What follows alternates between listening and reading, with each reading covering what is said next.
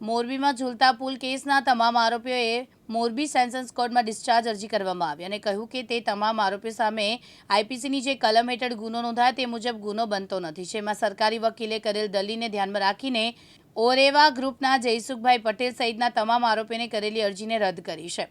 મોરબીમાં ગત 30/10/2022ના રોજ ઝૂલતો પુલ તૂટી પડ્યો હતો। તે દુર્ઘટનામાં 135 જેટલા લોકોના મોત થયા હતા। જે કેસમાં હાલ મોરબીની સેશન્સ કોર્ટમાં ચાલી રહ્યો છે। દરમિયાન ઓરેવા ગ્રુપના જસુભાઈ પટેલ સહિતના જે 10 આરોપીઓને પકડવામાં આવ્યા, તેમને વકીલો મારફતે મોરબીની સેશન્સ કોર્ટમાં તેમની પાસે આઈપીસી જે કલમ હેઠળનો ગુનો નોંધવામાં આવ્યો તે મુજબ ગુનો બનતો નથી, તેમને ડિસ્ચાર્જ કરવામાં આવે તેવી દાદ માંગ કરવામાં આવી। જે ડિસ્ચાર્જ અરજીનું ગત બુધવારે હિયરિંગ કરવામાં આવ્યું, જેમાં મોરબીના સરકારી વકીલ વિજય જાની દ્વારા ધારદાર દલીલ કરવામાં આવી। ચુકાદાઓને રજૂ કરવામાં તેને ધ્યાનમાં લઈને મોરબી ડિસ્ટ્રિક્ટ એન્ડ સેશન્સ કોર્ટે જજ દ્વારા ઓરેવા ગ્રુપના જયસુખ પટેલ સહિતના 10 આરોપીઓને જે ડિસ્ચાર્જ અરજી કરી તે 5 અરજીઓ રદ કરી છે।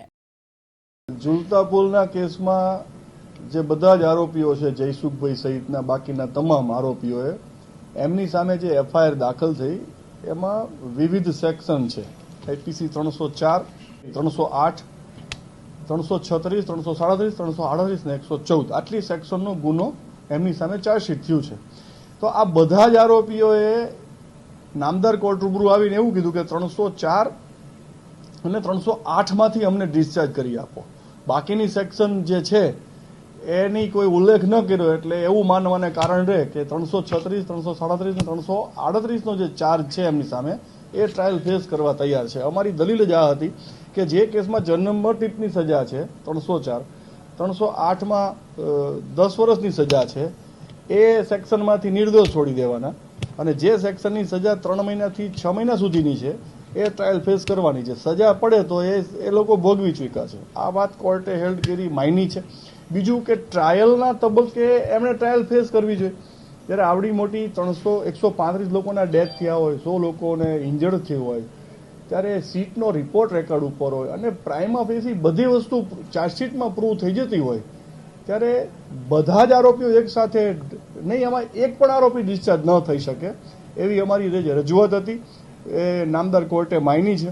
અમે જે જજમેન્ટ રજૂ કર્યા એ પણ જજમેન્ટ નામદાર કોર્ટે માયના છે અને ઓવરઓલ નૈતિક જવાબદારીમાંથી ઓરેવા ગ્રુપ ઓફ કંપની આમાંથી છટકી શકે નહીં, કેમ કે એમણે જે રિપેરિંગનું કામ દેવપ્રકાશ સોલ્યુશનને આપ્યું હતું એ દેવપ્રકાશ સોલ્યુશન કોઈ માન્ય સંસ્થા નથી કે માન્ય એમની કોઈ ફર્મ નથી કે જેનો અનુભવ હોય આ પ્રકારના બ્રિજ રિપેર કરવાનો। એટલે આ બધી જ બાબતો, એકથી વધુ બાબતો દલીલમાં એ વખતે કીધેલી અને આજે અમારા નામદાર પ્રિન્સિપલ ડિસ્ટ્રિક્ટ જજ સાહેબની કોર્ટમાં એ બધી કુલ 5 અરજીઓ હતી બધા જ આરોપીઓની અલગ અલગ, એ 5 અરજીઓ સ્ટ્રેટ વે રદ કરી અને એમને ડિસ્ચાર્જની અરજીઓ કાઢી નાખી છે। એટલે હવે એમની સામે ચાર્જ ફ્રેમ થશે અને પછી એમની સામે કેસ ચાલશે। આમાં વિક્ટીમ એસોસિએશન છે, અમારે દિલીપ કુમાર અગેચાણીયા સંભાળે છે અહીંનું કામ। તો સુપ્રીમ કોર્ટમાં એક પિટિશન ફાઇલ થઈ છે, 2 પિટિશન ફાઇલ થઈ છે। એક વિક્ટીમ એસોસિએશને ફાઇલ કરી છે અને એક પ્રાઇવેટ પાર્ટીએ ફાઇલ કરી છે। એમની જે સુપ્રીમ કોર્ટમાં પિટિશન છે એમાં એ લોકોનું કહેવાનું એવું છે કે આમાં નગરપાલિકાને આરોપી બનાવવાના અને જે તે વખતના તત્કાલીન કલેક્ટરને આરોપી બનાવો એવી એમની પિટિશન છે સુપ્રીમ કોર્ટમાં। એ સુપ્રીમ કોર્ટે એડમિટ કરી છે અને એની નોટિસ કાઢી છે, એના સ્ટેજ ઉપર છે અને જે સુપ્રીમ કોર્ટનો ઓર્ડર થયો જે અમને આપવામાં આવ્યો હોય અમે ડિસ્ટ્રિક્ટ કોર્ટમાં રજૂ કર્યો છે। એટલે હવે સુપ્રીમ કોર્ટ નિર્ણય કરશે શું કરવું આ અરજીઓ। દેવ સનાડિયા સાથે જયેશ બોખાણી, દિવ્યાંગ ન્યૂઝ, મોરબી।